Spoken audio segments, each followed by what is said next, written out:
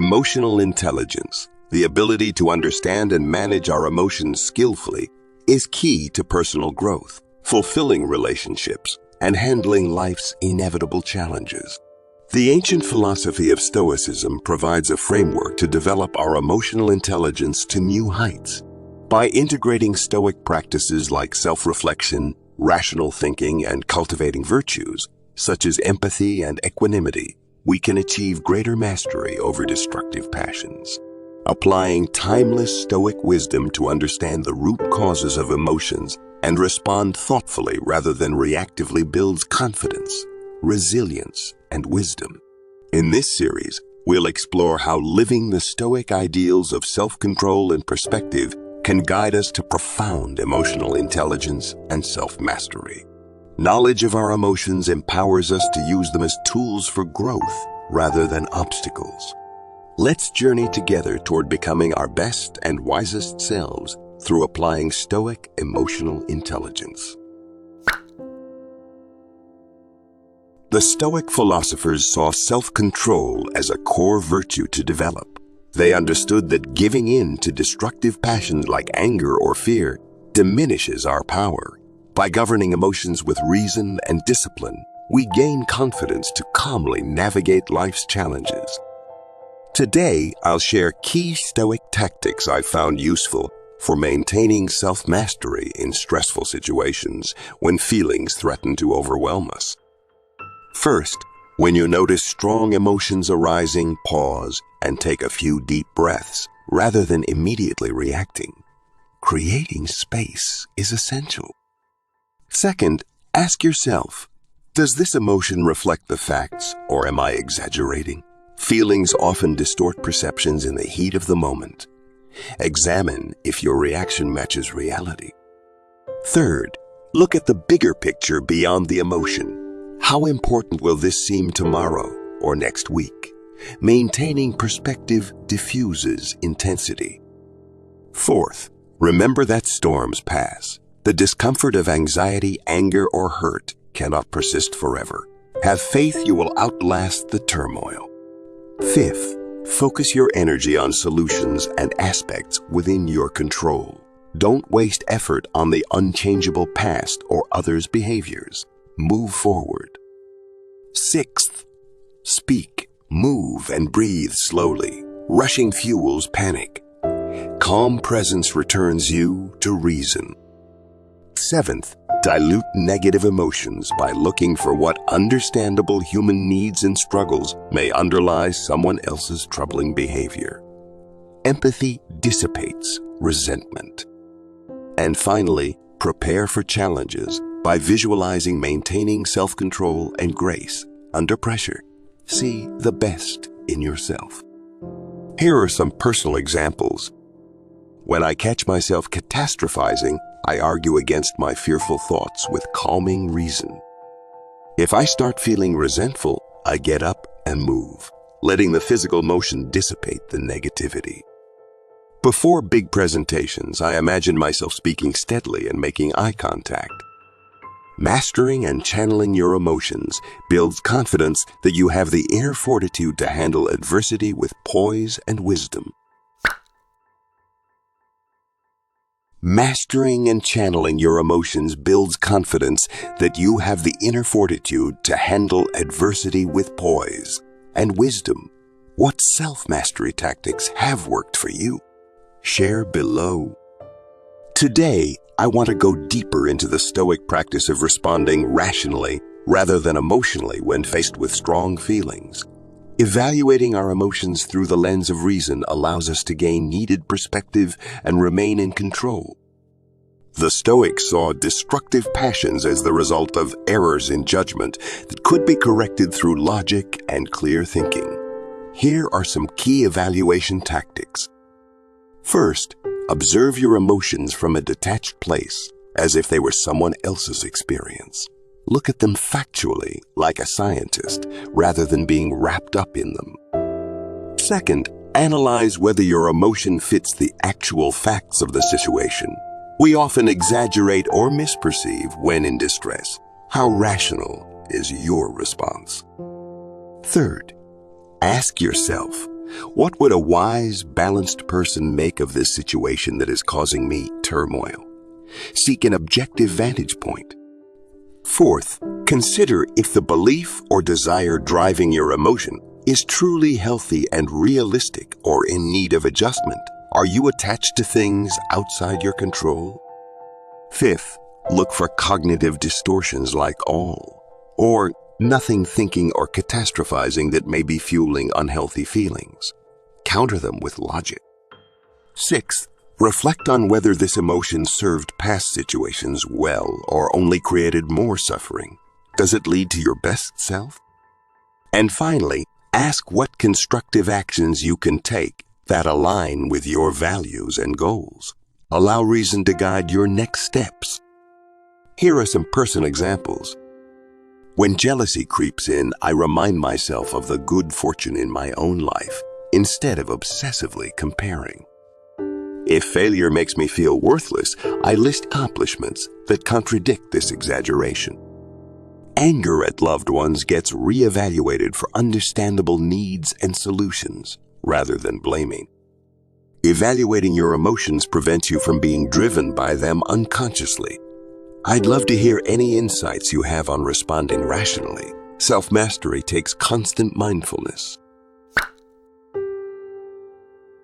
I want to talk about a paradoxical yet important part of managing emotions effectively, learning to accept your feelings rather than resisting them.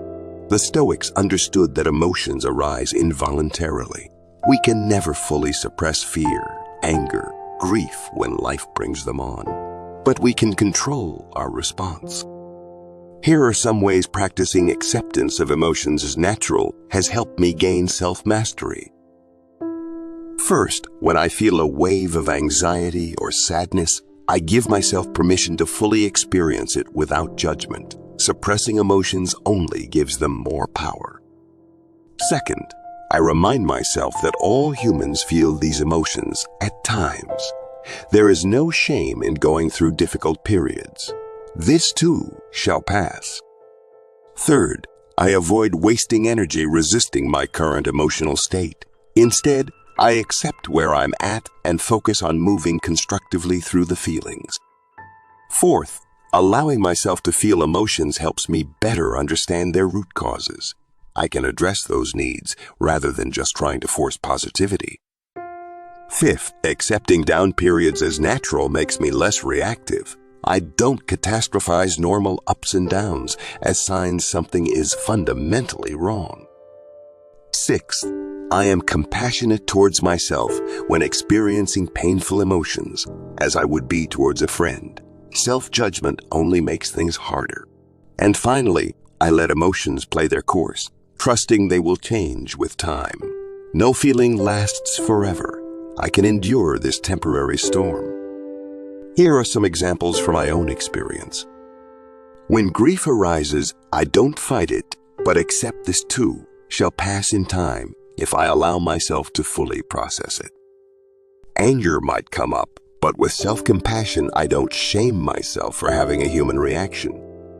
Feeling overwhelmed, I acknowledge it and take steps to soothe and restore myself. The intensity will fade. Allowing emotions to be helps us understand and respond to them with wisdom and care. I want to focus on the Stoic practice of regular introspection and self-examination. Turning our observational skills inward builds emotional intelligence and self-mastery. The Stoics understood that to manage destructive passions, we must first identify our emotions and what triggers them. Looking inward provides needed insight. Here are some key self-reflection practices I've found helpful. First, set aside quiet time for self-examination each morning and evening through journaling, meditation, or silent contemplation. Don't just react. Reflect. Second, notice patterns in the types of events or thought patterns that tend to spark difficult emotions for you regularly. Become an expert on your own inner workings. Third, when you feel sudden anger or anxiety arise, pause to examine the underlying belief or desire driving your response. Is it aligned with reason? Fourth, question whether your emotions fit the actual facts of the situation. We often exaggerate or misread things when under stress. Reality check. Fifth, track how your emotions impact your decision-making, behavior, and well-being. Does acting from them lead to your goals and values? Sixth, identify any cognitive distortions like all or nothing thinking or fortune-telling that may be fueling unhelpful feelings. Counter them with logic. And finally, over time, build a mental map of your emotional patterns and triggers. Reference this self-knowledge to navigate challenges thoughtfully. Here are some personal examples. Noticing I get highly defensive with any criticism helps me reality check feedback rationally. Recognizing large crowds drain my energy allows me to plan self-care. Identifying catastrophizing thoughts helps calm me by reminding past fears resolved. Regular introspection builds the self-awareness needed to respond wisely. What insights have you gained from looking inward? Please share with all of us. I want to discuss the Stoic practice of cultivating empathy for others as crucial for emotional mastery and wisdom. Being able to understand other people's feelings and needs prevents much interpersonal conflict and stress. The Stoics encouraged expanding our circles of concern beyond just ourselves. Putting ourselves in others' shoes builds compassion. Here are some tips for strengthening empathy as a muscle.